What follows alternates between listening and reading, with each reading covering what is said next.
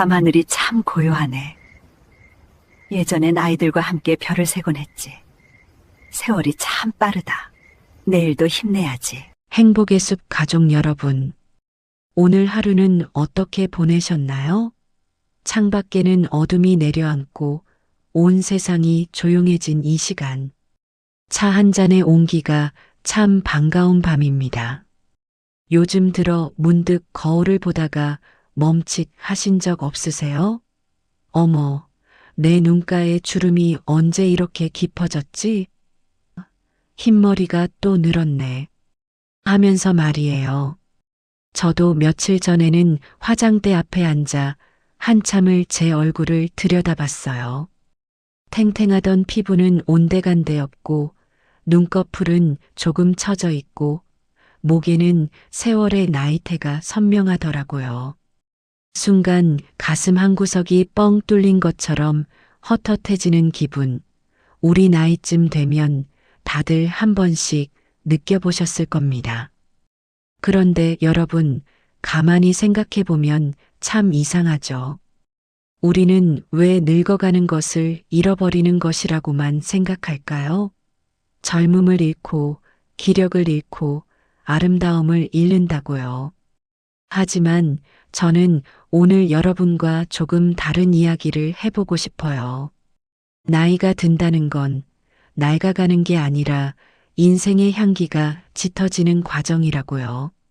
마치 갓 담근 김치보다 묵은지가 깊은 맛을 내고 새로 지은 건물보다 오래된 고택이 더 편안함을 주는 것처럼 말이죠. 오늘 밤은 우리가 어떻게 하면 이 세월을 훈장처럼 달고 품격 있게 익어갈 수 있을지 이야기 나눠보려 합니다. 이불깃을 여미듯 마음을 편안하게 먹고 제 이야기에 귀 기울여 주시겠어요? 혹시 오드리 헵번 기억하시나요?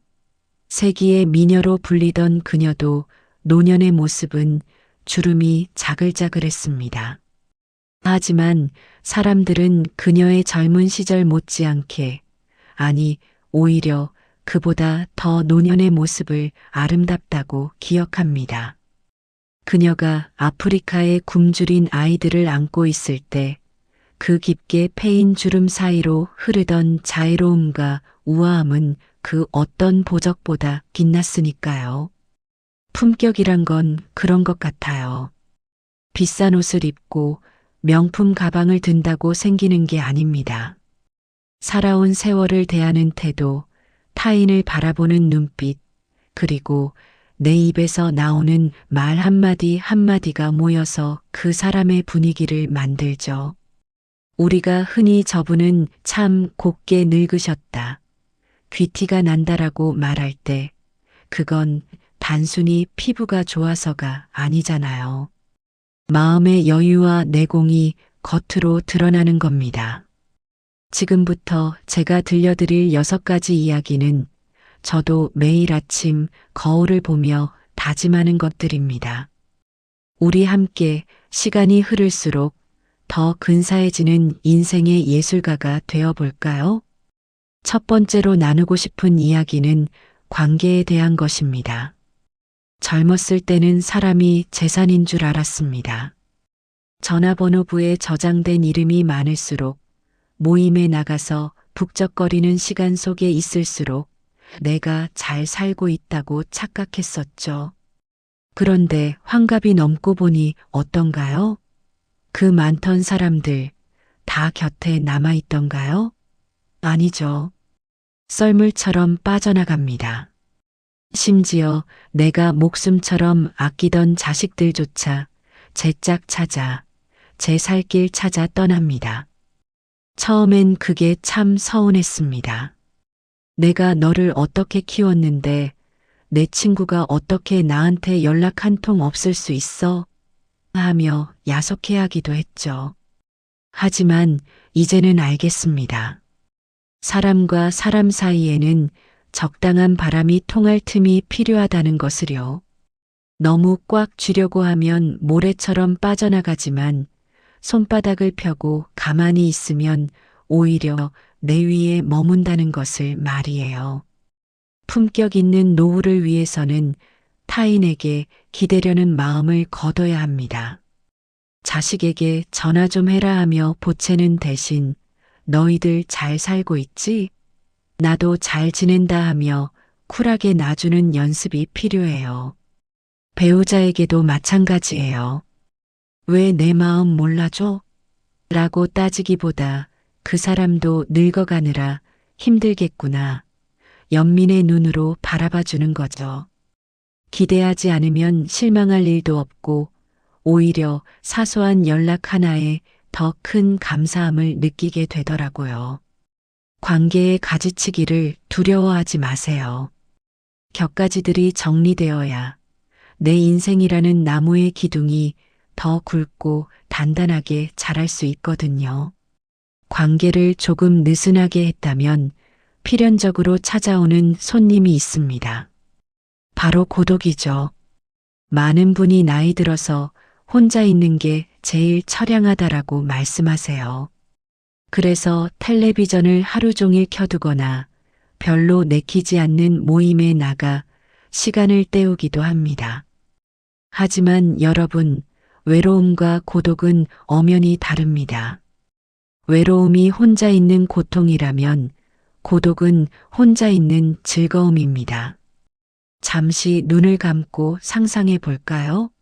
아무도 없는 조용한 오후, 햇살이 잘 드는 창가에 앉아 있습니다. 좋아하는 책 한 권을 펼치고 은은한 커피 향을 맡으며 온전히 나만의 시간에 잠기는 장면. 어떠세요? 처량한가요? 아니죠. 평화롭고 충만합니다. 우리 나이는 이제 남의 비위를 맞추느라 혹은 가족을 돌보느라 소홀했던 나 자신과 친해져야 할 때입니다. 혼자 산책하며 들풀의 이름을 불러보고 혼자 밥을 먹으며 음식의 맛을 천천히 음미해 보세요. 저도 처음엔 혼자 식당에 가는 게 참 어색했는데요. 해보니 별거 아니더라고요. 오히려 내가 먹고 싶은 메뉴를 눈치 안 보고 시키고 내 속도대로 천천히 씹어 넘기니 소화도 더 잘 됩디다. 고독을 즐길 줄 아는 사람에게서는 기품이 느껴집니다. 누군가에게 의존하지 않고 스스로 충만해 있는 사람 특유의 아우라가 뿜어져 나오거든요. 외로움을 무서워하지 마세요. 그건 신이 우리에게 선물한 나를 만나는 유일한 시간이니까요. 세 번째 이야기는 후회입니다. 밤에 잠자리에 누우면 천장을 스크린 삼아 지나간 일들이 영화처럼 지나갈 때가 있죠. 그때 내가 왜 그런 말을 했을까? 그때 그 집을 샀어야 했는데 아이들에게 좀 더 따뜻하게 대해줄걸. 이런 생각들이 꼬리에 꼬리를 물면 잠도 안 오고 가슴이 답답해집니다. 하지만 여러분, 제가 좋아하는 말 중에 이런 게 있어요. 그때의 나는 그 상황에서 최선의 선택을 했다. 설령 그게 실수였다 해도 그때의 나로서는 그게 아는 것의 전부였고 할 수 있는 최선이었던 겁니다. 지금의 지혜를 가지고 과거의 나를 비난하지 마세요. 그건 너무 가혹하잖아요. 젊은 날에 서툴렀던 나를, 치열하게 살다 상처받은 나를 이제는 안아주세요. 그래, 사느라 고생했다. 몰라서 그랬던 건데 어쩌겠니. 괜찮다, 괜찮다. 하고요. 후회는 젖은 옷과 같습니다. 입고 있으면 무겁고 춥고 앞으로 나아가는 걸 방해만 할 뿐이죠. 과거를 바꿀 수는 없지만 과거를 바라보는 내 마음은 바꿀 수 있습니다. 실수와 실패가 있었기에 지금의 현명하고 깊이 있는 내가 존재하는 것이니까요. 오늘 밤 마음속에 묵혀둔 미련의 돌덩이들을 하나씩 꺼내어 강물에 던져버리는 상상을 해보세요. 풍덩, 풍덩. 물살에 휩쓸려 멀리 떠내려가는 걸 지켜보세요.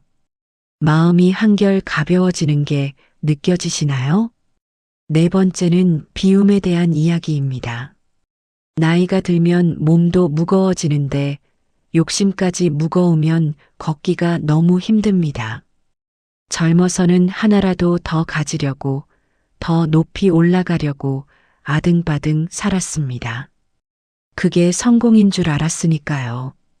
하지만 이제는 압니다. 쥐고 있는 손을 펴야 새로운 것이 들어올 수 있다는 것을요. 저는 요즘 하루에 하나씩 물건을 버리는 연습을 합니다. 언젠가 입겠지 하고 10년째 걸어둔 옷, 아까워서 쓰지 못한 그릇, 읽지도 않으면서 쌓아둔 책들. 이런 것들을 필요한 사람에게 나눠주거나 정리하고 나면 텅 빈 공간만큼 제 마음에도 바람이 듭니다. 물건뿐만이 아닙니다. 인정받고 싶은 욕구, 대접받고 싶은 마음, 자식 자랑하고 싶은 마음. 이런 마음의 군살들도 다이어트가 필요해요.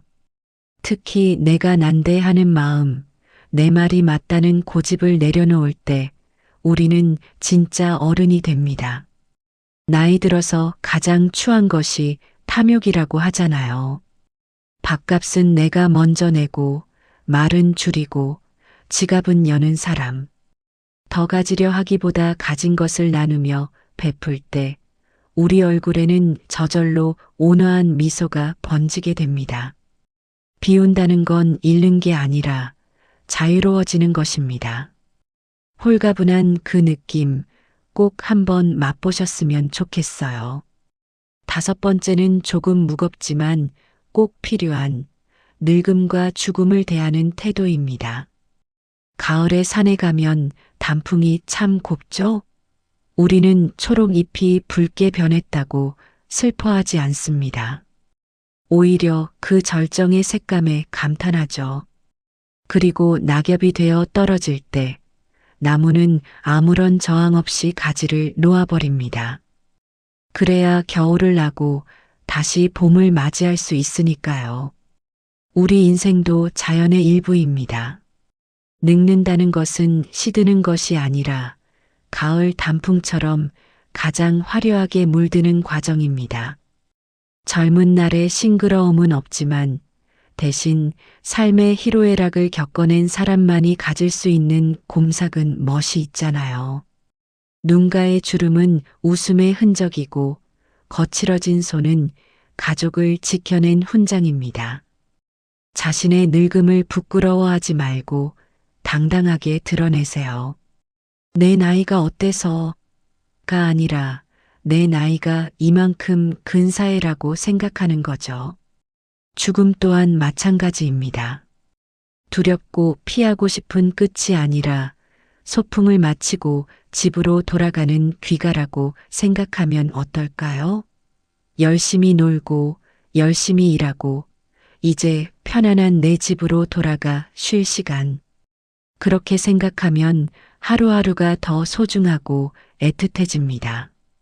언젠가 떠날 여행자이기에 오늘 만나는 사람, 오늘 보는 풍경, 오늘 마시는 공기 한 모금까지 감사하게 되는 것이죠.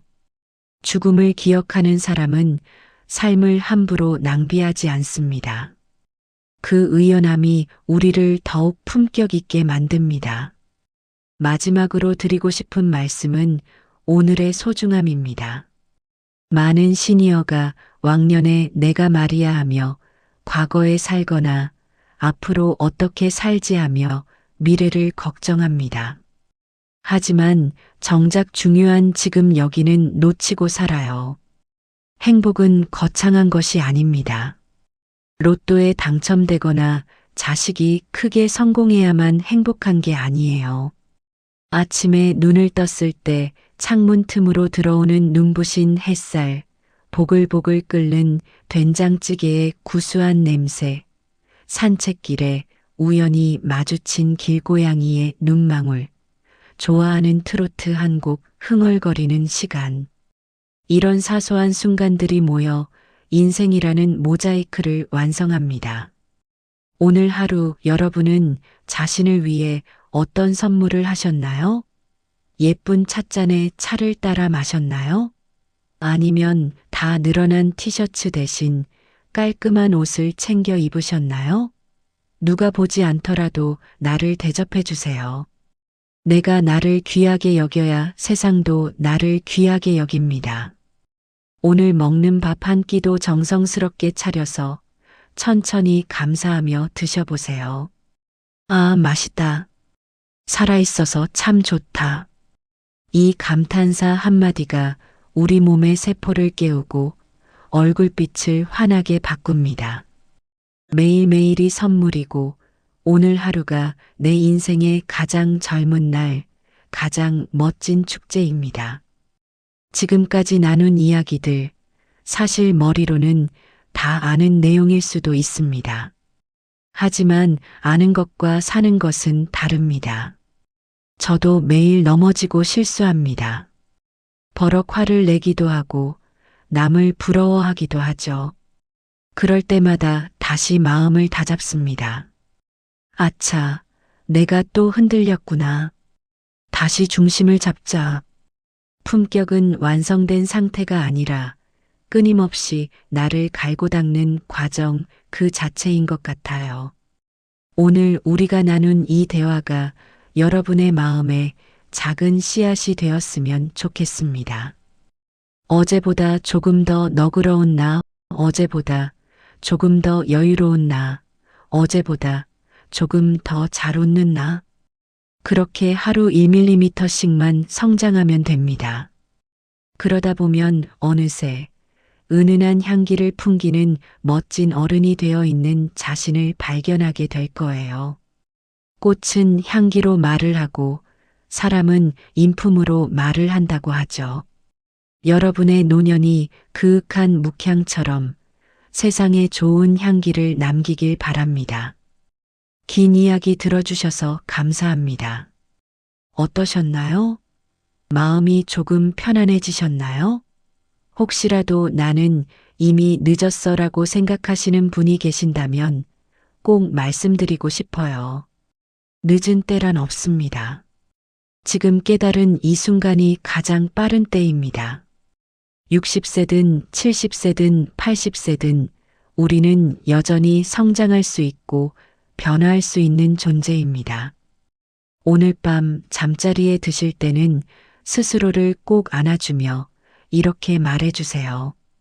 누구야, 너 참 잘 살아왔다. 고생했다. 그리고 사랑한다. 여러분의 지난 세월에 경의를 표하며 앞으로 펼쳐질 황금빛 날들을 진심으로 응원합니다. 당신은 존재 자체로 이미 충분히 아름답고 고귀합니다. 지금까지 행복의 숲이었습니다. 이 영상이 마음에 와닿으셨다면 구독과 좋아요로 마음을 표현해 주세요. 저는 더 따뜻하고 깊이 있는 이야기로 다시 찾아오겠습니다. 오늘도 편안한 밤 되시기 바랍니다.